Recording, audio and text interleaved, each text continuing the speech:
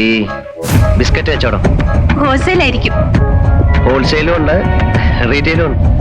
സാഗർ, ഏലിയാസ്, ജാക്കി. ഈ മരണം ഒരു ആത്മഹത്യയായിട്ട് തീർക്കാൻ സാറിന് എന്താ എത്ര നിർബന്ധം? തോമാച്ചനോട് ചോദിക്കുമ്പോൾ തോമാച്ച ഉത്തരം പറയുക, നിന്നോട് ചോദിക്കുമ്പോൾ നീ ഉത്തരം പറയുക.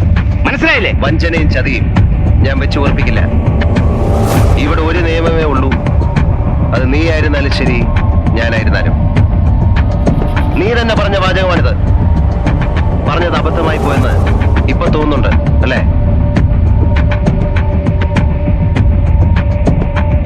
ഔസേപ്പച്ച, ഇനി ഒന്നും ഒളിക്കാൻ ശ്രമിക്കണ്ട. ഞങ്ങളുടെ പക്കൽ എല്ലാ തെളിവുകളും ഉണ്ട്. കമോൺ, നടന്നത് എന്താണെന്ന് പറയണം. പറയാൻ നിങ്ങളൊരു ബുദ്ധിമാനായ കുറ്റവാളിയാണ്.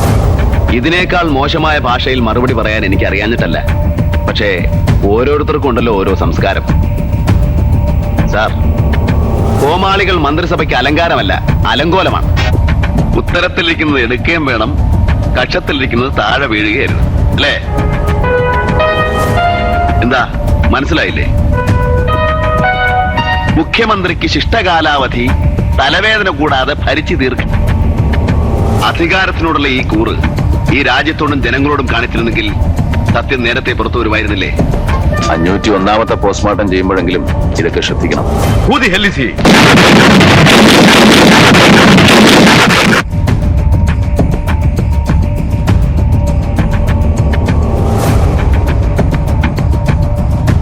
ചതിയുടെയും വഞ്ചനയുടെയും അടിത്തറയിലാണ് താൻ തന്നെ അധോലോക സാമ്രാജ്യം പടുത്തുയർത്തിയിരിക്കുന്നതെന്ന് എനിക്കിപ്പോഴാണ് മനസ്സിലായത്.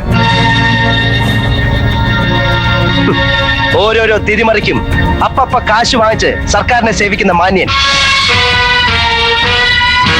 അധികാര കസേര ഉറപ്പിച്ച് നിർത്താനായിരിക്കും ഈ തെണ്ടികളുടെയൊക്കെ പാദസേവ സാർ നടത്തുന്നത്. What for? Respected superintendent of police, കൈമളിനെ കൊന്നതിന് സാക്ഷികളില്ല, തെളിവുകളുമില്ല. മോഹനെ കൊന്നത് ആത്മരക്ഷാർത്ഥമാണെന്ന് ഈസി ആയിട്ട് എനിക്ക് വാദിച്ച് ജയിക്കാനും പറ്റും. പക്ഷേ ഞാനത് ചെയ്യാൻ പോകുന്നില്ല. നിയമത്തിന് അതീതമായി ഒന്നുമില്ലെന്ന് ഞാൻ ഇപ്പോഴും വിശ്വസിക്കുന്നു. ബട്ട് റിമെമ്പർ, എന്റെ അറസ്റ്റോടെ എല്ലാം അവസാനിച്ചു എന്ന് മാത്രം നിങ്ങൾ കരുതണ്ട. നിയമത്തിന്റെ സഹായത്തോടെ നിങ്ങളുടെയും മന്ത്രിയുടെയും എല്ലാ അവിശുദ്ധ ബന്ധങ്ങളുടെയും കഥകൾ തെളിവ് സഹിതം ഞാൻ പുറത്തു കൊണ്ടുവരും.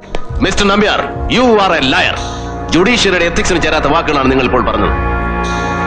ഏത് സാഹചര്യത്തിലാണ് ഞാൻ ഡിഫൻസ് കൗൺസിൽ ആയതെന്ന് നിങ്ങൾക്കൊന്ന് അന്വേഷിക്കാമായിരുന്നു. That's none of my business. Yes, it is definitely your business. Please don't be so cruel, Mr. Prosecutor. നിർദോഷിയായ ഒരു പെൺകുട്ടി അനാവശ്യമായ വിവാദങ്ങളിലേക്ക് വലിച്ചിഴക്കരുത്. ഒരു നിമിഷം കൂടെ നിങ്ങൾ പറഞ്ഞു തീർക്കും, പക്ഷേ ഒരു ജന്മം മുഴുവൻ അതിന്റെ ദുരന്തം ആ പെൺകുട്ടി അനുഭവിച്ച് തീർക്കേണ്ടി വരും. ഹലോ സുഗുണപാലൻ സാറേ, പിന്നെ ഒരു കാര്യം, വീട്ടിൽ ഈ ഭാര്യയും പിള്ളേരൊക്കെ വിളിക്കുന്ന പോലെ ഞങ്ങളെ വിളിച്ചാലേ എപ്പോഴും സഹിച്ചെന്ന് വരില്ല. ഓഫീസർ ആയിരുന്നു എന്നുള്ള കാര്യമൊക്കെ മറക്കും.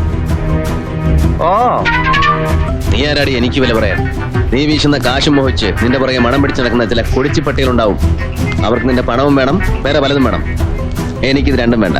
ആ പാവ സ്ത്രീകളോ, ചകിരി പിരിച്ചും മത്സ്യം പിടിച്ചും സ്വന്തം മക്കളെ പോറ്റുന്ന ആ പാവ മനുഷ്യരോ ഒരു കൂട്ടം തെമ്മാടികളുടെ കൂലിത്തല്ലുകാരായിരുന്നു പോലീസുകാര്.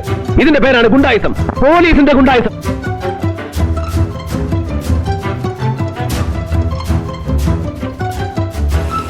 ആ തീഞ്ചാരവും ഭൂതത്വത്തിൽ ഒഴുക്കുമ്പോഴും ആ ആത്മാവിന് ബലിയൂട്ടുമ്പോഴും കണ്ണു നിറച്ച് കാണാതെ പിരിഞ്ഞ അച്ഛനും സത്യം എന്റെ നെഞ്ചിലുണ്ടായിരുന്നു. 1000 വട്ടം ജന്മമെടുത്താലും അച്ഛനെന്ന വാക്കിന്റെ അർത്ഥവും പൊരുളും നിനക്ക് മനസ്സിലാവില്ല.